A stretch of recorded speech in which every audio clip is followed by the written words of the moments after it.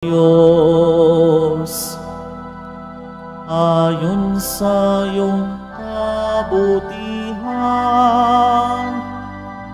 ayon sa laki ng iyong habang, pawiin ang aking kasamaan.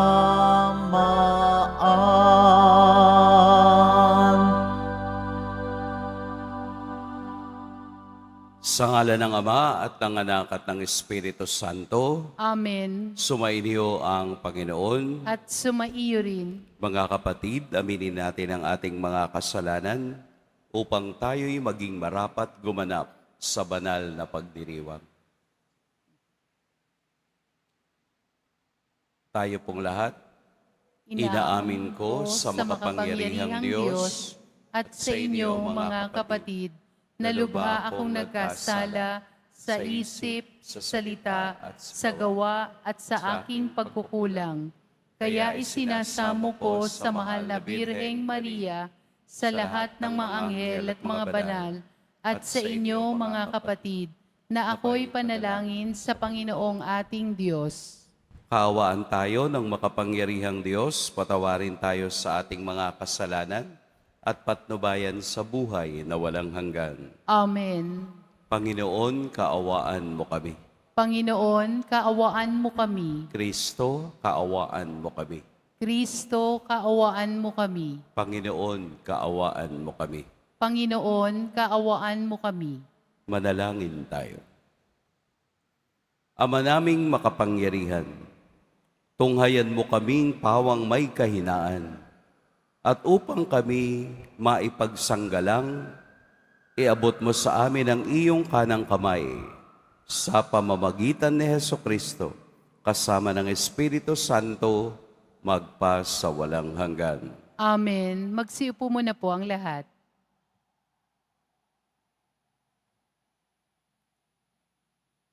Pagbasa mula sa aklat ni Propeta Isaías. Sinasabi ng Panginoon, kung titigilan ninyo ang pangaalipin at pagsuway sa akin, at ang masamang salita'y iiwasan, kung ang nagugutom ay pakakanin ninyo at tutulungan, ang kadilimang bumabalot sa inyo ay magiging tila liwanag sa katanghalian. At akong Panginoon na siya sa inyo'y laging papatnubay, lahat ng mabuting kailangan ninyo'y aking ibibigay at palalakasin ang inyong katawan. Kayo'y matutulad sa pananim na sagana sa dilig, matutulad sa batis na di nawawalan ng agos ng tubig. Muling itatayo ng mga lingkod ko ang kutang na durog, muling itatayo sa dating pundasyon, makikilala kayo bilang tagapagtayo ng sirang muog, mga tagapagtayo ng wasak na mga bahay. Sinabi pa ng Panginoon, inyong igagalang ang takdang araw ng pamamahinga. Huwag kayong gagawa ng inyong gawain sa araw na banal. Sa araw na ito'y mamamahinga kayo't muhag maglalakbay, ni gagawa o manghunta ng walang kabuluhan. At kung magkagayon, ay madarama ninyo ang kagalakan sa paglilingkod sa akin. Bibigyan ko kayo ng karangalan sa harap ng buong daigdig, at lalasapin ninyo ang kaligayahan sa paninirahan sa lupaing binigay ko sa nuno ninyong si Jacob. Mangyayari ito pagkat akong Panginoon ang nagsabi nito.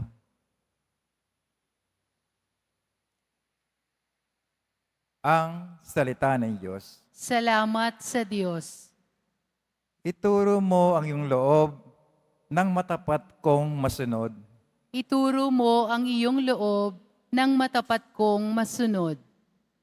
Sa aking dalangin, ako'y iyong dinggin. Tugunin mo poon ang aking pagdaing. Ako'y mahina na at wala nang tumitingin. Yamang ako'y tapat, ingatan ang buhay.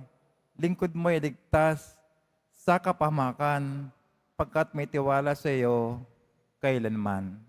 Ituro mo ang iyong loob ng matapat kong masunod.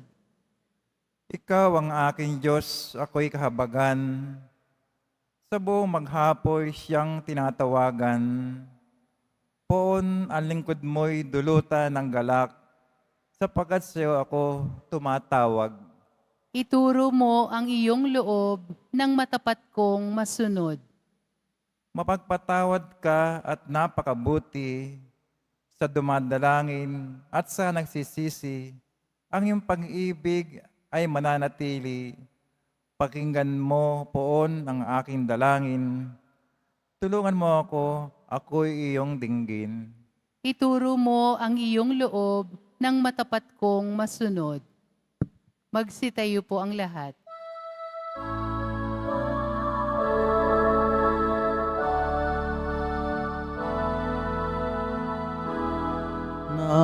Nagpupuri kami sa'yo, Panginoong Jesucristo. Nagpupuri kami sa'yo, Panginoong Jesucristo.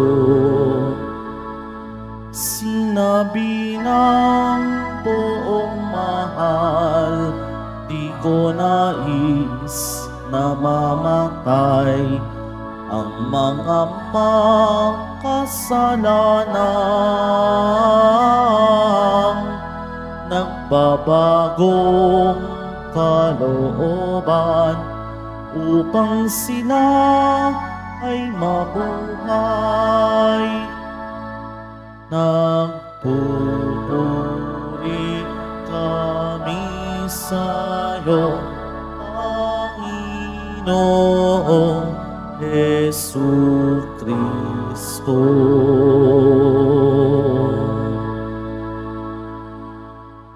Sumainyo ang Panginoon. At sumaiyo rin. Ang mabuting balita ng Panginoon ayon kay San Lucas. Papuri sa iyo, Panginoon. Noong panahong iyon, nakita ni Jesus ang isang publikano na nagngangalang Levi, nakaupo sa paningilan ng buwis. Sinabi sa kanya ni Jesus, "Sumunod ka sa akin." Tumindig si Levi, iniwan ang lahat at sumunod kay Jesus.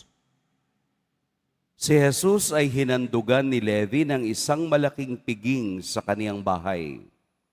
Nakasalo niya roon ang mga publikano at ang iba pang mga tao. Nagbulong-bulungan ang mga Pariseo at ang kanilang mga kasamang eskriba. Sinabi nila sa mga alagad ni Jesus, "Bakit kayo kumakain at umiinom na kasalo ang mga publikano at ng mga makasalanan?" Sinagot siya ni Jesus, "Hindi nangangailangan na manggagamot ang walang sakit, kundi ang may sakit. Naparito ako hindi upang tawagin ang mga matuwid, kundi ang mga makasalanan upang magsisi." Mga kapatid, ang mabuting balita ng Panginoon. Pinupuri ka namin, Panginoong Hesukristo. Magsiupo muna po ang lahat. Magandang umaga po sa lahat. Pag-usapan natin ang Ebanghelyo sa umagang ito, sa Sabadong ito. Kung atin pong narinig ang salitang Levi sa Hebrew, Mateo sa Griego, magkaparehong tao po iyon na isa sa mga ebanghelista, si San Mateo. Ang karanasan ni Levi na isang publikano ay karanasan ng radical choice. Sa araw na ito sa Ebanghelyo, si Levi ay pumili. Pinili niya si Jesus, sumunod kay Jesus, nagbago ang kaniyang buhay. Bakit tinawag nating radical choice? Ang salitang radical ay galing sa salitang Latin na radix. Ibig sabihin po ng radix ay roots o ugat. Ibig sabihin, nang pinili ni Levi si Jesus, nagbago ang kaniyang buhay mula sa ugat. Radical choice, radix. Bakit nagbago? Sino ba si Levi? Si Levi ay isang publikano. At ang publikano sa standard ng mga Israelita o mga Hudyo ay mga public sinners. Yun bang alam nilang makasalanan pero wala silang magawa dahil iyon ang tawag ng mga tao sa kanila. Public sinners. Bakit sila naging public sinners o makasalanan? Ganito po kasi yun. Si Levi ang tagasingil ng buwis. Parang sa atin, BIR. Si Levi ay taga-singil ng buwis. Anong buwis ang kaniyang sinisingil? Ay di yung mga kalakal.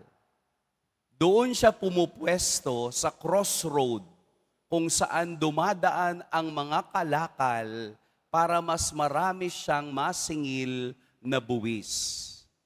Maniningil lang naman siya ng buwis eh. Anong kasalanan doon? Ang kasalanan doon, walang standard ng buwis. Ang buwis ayon sa tapang at kapal ng mukha ng naniningil. Halimbawa, katulad ni Levi, para siya ay manatiling punong tagasingil ng buwis, ang ginagawa niya, tinataasan niya ang buwis na kaniyang sisingilin para mas malaki ang kanyang maire-remit sa mga Roman government. Yun ang sitwasyon ni Levi. Anong kasalanan doon? Ang kasalanan doon, si Levi ay isang Hudyo na dapat siya ay kakampi sa mga Hudyo, dapat ay maliit lamang na buwis ang kaniyang sisingilin. Ang nangyari kay Levi, si Levi ay kakampi ng mga Roman government para tumaas ang kanilang singil. Mayaman si Levi. Bilang isang maniningil ng buwis, mayaman ka dahil walang standard ng pangungotong sa lahat ng dumadaan. Pwede niyang gawing ang 100 pesos ay pwede niyang gawing 200. Pero ang kaniyang ibibigay ay 50 pesos. Imagine niyo mas mataas yung napupunta sa kaniya. Kaya ang tingin talaga ng mga tao sa kanila ay ang mga public sinners o makasalanan. Pero sa kaniyang sitwasyon, nang siya'y tawagin ni Jesus, walang atubili, siya ay tumindig, iniwan ang lahat at sumunod kay Jesus. Sa isang ordinaryong tao, ano ang iisipin mo kung ikaw ang tinawag ni Jesus? Sa mindset ng isang mayamang tao, siguro sabi niya, baka mas malaki ang tax dito pag sumama ako sa kanya. Baka mas malaki ang aking kikitain. Pero hindi Dahil siya'y tumindig, dahil siya'y nagdesisyon, pinili niya ang mas mahalaga kesa sa kayamanan. Ang pagtawag kay Levi ay karanasan din nating magdesisyon kung ano ang ating priority o mahalaga sa ating buhay. Kaya nga dalawa ang ibig sabihin ng salitang levy. Una, tax. Sa mga nagtatrabaho sa opisina ng mga tax, pag sinabing levy, tax. Magkano ba ang levy mo sa lupa? Ayan, tax. At yung isa ay salitang levitate. Umangat, rising up. The word means tumindig. Kaya si Levi ay tumindig at sumunod kay Kristo. Kaya sa dulo ng ating ebanghelyo, maliwanag na ipinapakita ni Jesus na ang lahat ay tanggap niya. Na ang lahat ay itinatangi ng Diyos. Makasalanan o mas makasalanan, mas malapit kay Jesus. Dahil naroon ang pagkakataong manumbalik at bumalik sa Kanya upang yakapin ang Kanyang ibinibigay na awa. Kaya napakaganda na sa panahon ng Kwaresma, marinig natin ang kasaysayan ni Levi na nagdesisyon upang sumunod kay Jesus. Dahil nga sa kaniyang joy o sa kaniyang kasiglahan ng pagtugon kay Kristo, nagpiging pa sa kaniyang bahay, nagpakain pa sa mga kapwa nila makasalanan. Doon natin nakikita na si Kristo ay tunay na kasama natin dahil tayong lahat ay nangangailangan ng kaniyang pagpapatawad. Na sa kaniyang pagtawag sa ating lahat ngayong umaga, kayo ay tumindig at sumunod kay Jesus. Dahil alam natin kung ano ang mahalaga at ano ang tunay na dapat sinusundan. Sa atin pong pakikipaglakbay na kasama si Levi sa ating paglalakbay ng buhay, palagi tayong magkaroon sana ng radical choice, ang pagpili kung ano ang mas totoo at mas matimbang. Ang pagpili na ang pagkikipag-isa kay Kristo ay isang biyayang ibinibigay sa lahat sa araw-araw. Ang pagpili ng tama ay isang radical choice upang tumugon kay Kristo. Nitong nakalipas na araw, ano ng radical choice ang ating nagawa? Ano ng desisyon sa buhay natin ang pwede nating ialay sa Diyos upang tayo'y kaniyang bigyan ng biyaya? Every day po, tayo ay nagdidesisyon sa buhay at sa bawat pagdesisyon, isasama natin ang Diyos dahil ang kaduluhan ng ating buhay ay walang iba kung hindi ang Diyos na nag-alay ng buhay para sa kaligtasan ng lahat. Tumindig kayo ha? Tindigan natin ang Diyos sa bawat minuto ng ating buhay. Pagpalain tayo ng poong may kapal. Magsitayo po ang lahat.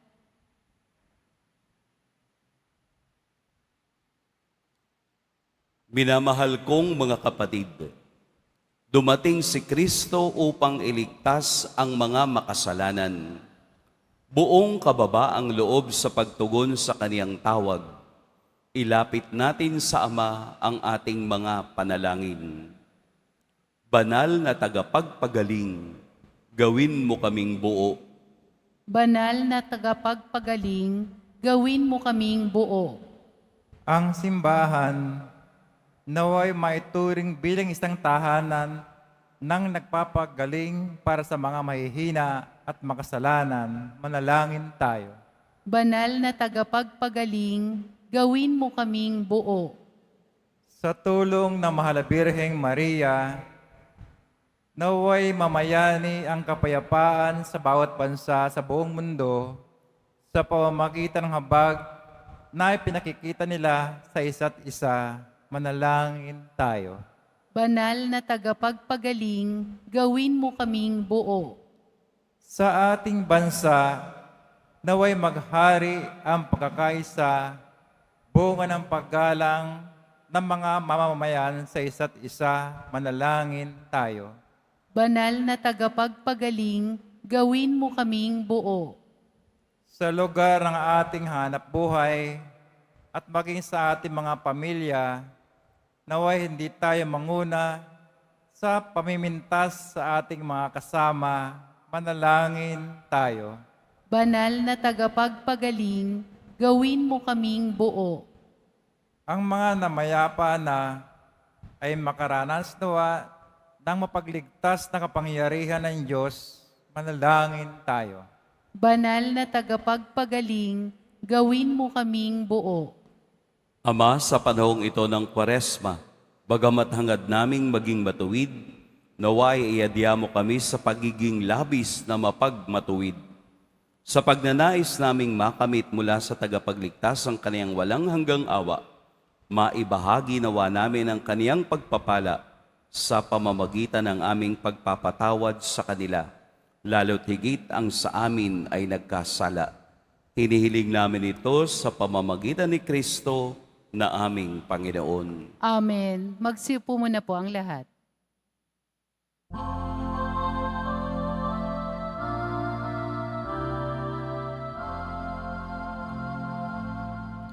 Sumasamo kami sa'yo, marapatin niya ring alay. Panginoon, tanggapin mo itong alak at tinapay. Sa'yo poon aming handog, buong puso't pag-iisip. Ilayo mo sa panganib at kupkupin sa pag-ibig. Magsitayo po ang lahat. Madalangin kayo mga kapatid upang ang paghahain natin ay kalugdan ng Diyos amang makapangyarihan. Tanggapin nawa ng Panginoon itong paghahain sa iyong mga kamay, sa kapurihan niya at karangalan, sa ating kapakinabangan at sa buong sambayanan niyang banal. Ama naming makapangyarihan, tunghayan mo ang paghahaing ito na iyong pakikipagtipan at ng aming pagsamba. Maganap nawa ito sa ikapagpapatawad ng mga kasalanan at sa ikapagpapahayag ng aming utang na loob sa iyong pagmamahal. Sa pamamagitan ni Hesukristo, kasama ng Espiritu Santo, magpa sa walang hanggan. Amen. Sumainyo ang Panginoon. At sumaiyo rin. Itaas sa Diyos ang inyong puso at diwa. Itinaas na namin sa Panginoon. Pasalamatan natin ang Panginoong ating Diyos. Marapat na siya ay pasalamatan. Ama naming makapangyarihan, tunay ngang marapat na ikaw ay aming pasalamatan sa pamamagitan ni Hesukristo na aming Panginoon. Binibigyan mo kami ng bagong pagkakataon upang ganapin ang paghahanda ngayon para sa pagdiriwang ng muling pagkabuhay. Kaisa ng iyong anak na minamahal, aming inilalaan ang panahon, talino't yaman, para ganapin ang iyong kalooban na ang kapwa-tao ay lubos na damayan.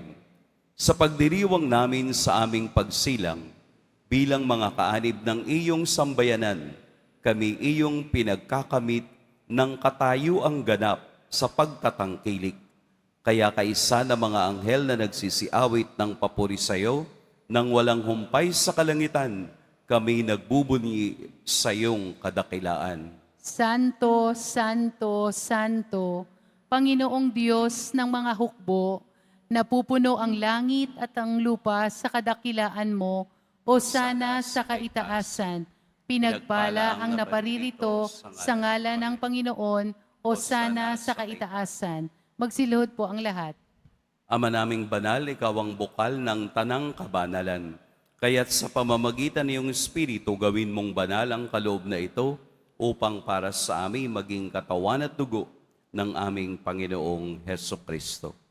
Bago niya pinagtiis ang kusang loob na maging handog, hinawakan niyang tinapay, pinasalamatan kaniya, pinaghati-hati niya iyon, iniabot sa kaniyang mga alagad at sinabi, "Tanggapin ninyong lahat ito at kanin, ito ang aking katawan na ihahandog para sa inyo."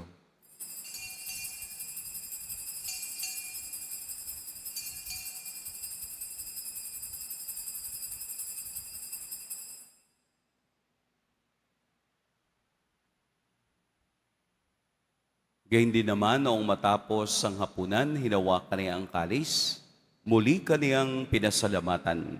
Inabot niya ang kalis sa kaniyang mga alagad at sinabi, "Tanggapin ninyong lahat ito at inumin. Ito ang kalis ng aking dugo. Nang bago at walang hanggang tipan, ang aking dugo na ibubuhos para sa inyo at para sa lahat, sa ikapagpapatawad ng mga kasalanan. Gawin ninyo ito sa pag-alala sa akin."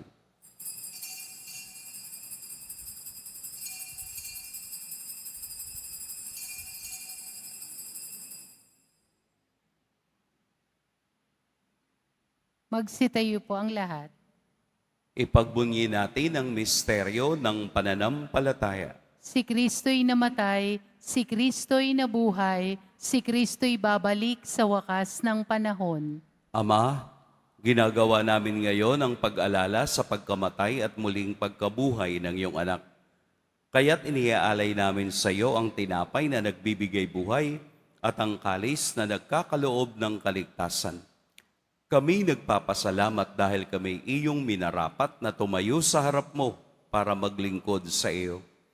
Isinasamo namin kaming magsasalo-salo sa katawan at dugo ni Kristo ay mabuklod sa pagkakaisa sa pamamagitan ng Espiritu Santo.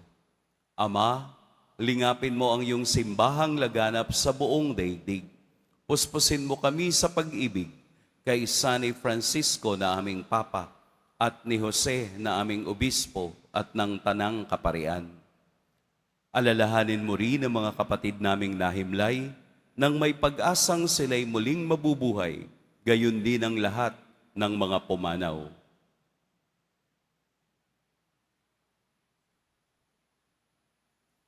Kaawaan mo sila at patuloyin sa iyong kaliwanagan. Kaawaan mo at pagintapating kaming lahat na makasalo sa iyong buhay na walang wakas. Kaisa ng mahal na Birheng Maria na ina ng Diyos, ng kabiyak ng puso niyang si San Jose, kaisa ng mga apostol ni San Juan Bautista, at ng lahat ng mga banal na namuhay dito sa daigdig ng kalugod-lugod sa iyo, maipagdiwang nawa namin ang pagpupuri sa ikararangal mo sa pamamagitan ng iyong anak na aming Panginoong Heso Kristo. Sa pamamagitan ni Kristo, kasama niya at sa Kaniya, ang lahat ng parangal at papuri sa iyo, Diyos, Amang makapangyarihan, kasama ng Espiritu Santo, magpa sa walang hanggan. Amen. Sa tagubilin ng nakagagaling na utos at sa turo ni Jesus na Panginoon natin at Diyos, ipahayag natin ng lakas loob. Ama namin, Sumasalangit ka, sambahin ang ngalan mo, mapasa amin ang kaharian mo, Sundin ang loob mo dito sa lupa para nang sa langit. Bigyan mo kami ngayon ng aming kakanin sa araw-araw at patawarin mo kami sa aming mga sala para ng pagpapatawad namin sa nagkakasala sa amin. At huwag mo kaming ipahintulot sa tukso at iadya mo kami sa lahat ng masama. Hinihiling namin kami iadya sa lahat ng masama. Pagkalooban ng kapayapaan araw-araw, iligtas sa kasalanan at ilayo sa lahat ng kapahamakan. Samantalang aming pinananabikan ang dakilang araw ng pagpapahayag ng tagapagligtas naming si Hesukristo. Sapagkat iyo ang kaharian at ang kapangyarihan at ang kapurihan magpakailanman. Amen. Panginoong Hesukristo, sinabi mo sa iyong mga apostol, kapayapaan ang iniiwan ko sa inyo, ang aking kapayapaan ang ibinibigay ko sa inyo. Tunghayan mo ang aming pananampalataya at huwag ang aming pagkakasala. Pagkalooban mo kami ng kapayapaan at pagkakaisa ayon sa iyong kalooban, kasama ng Espiritu Santo, magpa sa walang hanggan. Amen. Ang kapayapaan ng Panginoon naway laging sumainyong lahat. At sumaiyo rin. Magbigayan kayo ng kapayapaan sa isa't isa. Peace be with you. Kordero ng Diyos na nag-aalis ng mga kasalanan ng sanlibutan, maawa ka sa amin. Kordero ng Diyos na nag-aalis ng mga kasalanan ng sanlibutan, maawa ka sa amin.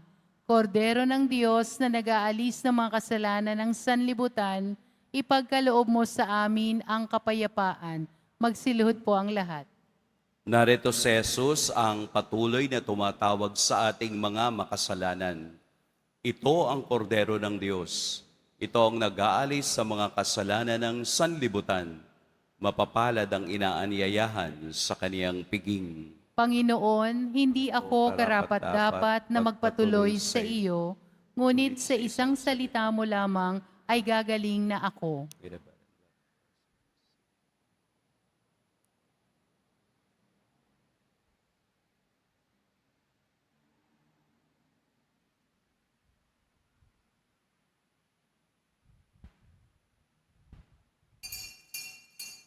Para sa lahat ng tatanggap ng banal na komunyon, sasagot po tayo ng Amen. Pagkasabi ng pari o ng lay minister ng katawan ni Kristo at isubo agad sa bibig bago umalis sa harapan ng pari o lay minister. Sumunod po tayo.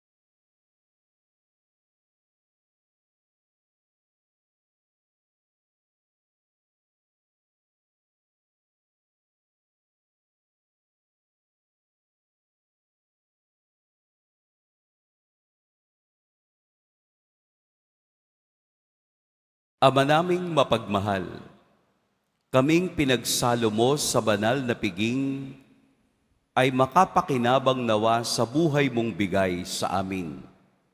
At maitaguyod nawa kami nito hanggang aming sapitin ang iyong maligayang piling sa pamamagitan ni Hesukristo kasama ng Espiritu Santo magpa sa walang hanggan. Amen. Sumainyo ang Panginoon. At sumaiyo rin. Yumuko kayo para sa pagbabasbas. Mahal na poong Jesus Nazareno, inihayag mo sa pamamagitan ng krus ang walang maliw na pag-ibig ng Diyos sa sangkatauhan. Pakinggan mo ang kahilingan lalo na para sa mga nangangailangan ng iyong tulong at awa.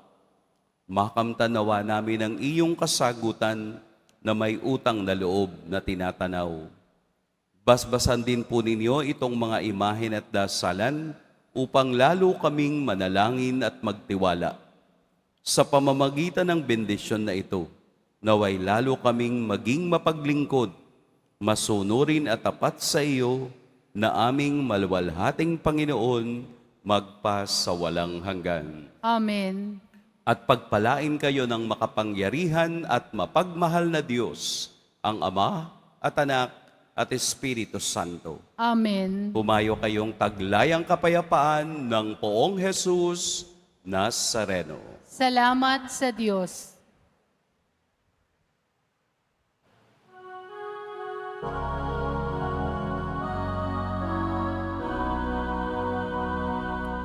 Nuestro Padre Jesus Nazareno, sinasamba ka namin,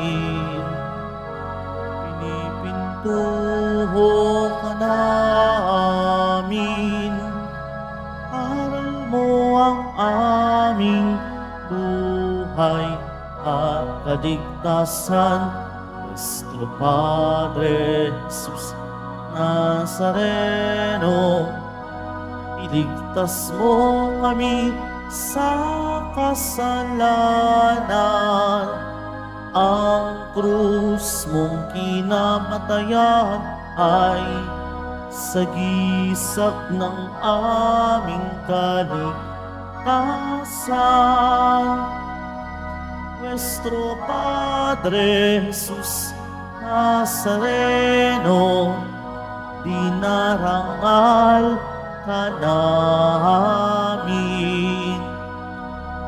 Nuestro Padre Jesus Nazareno, nilulwalhati ka namin.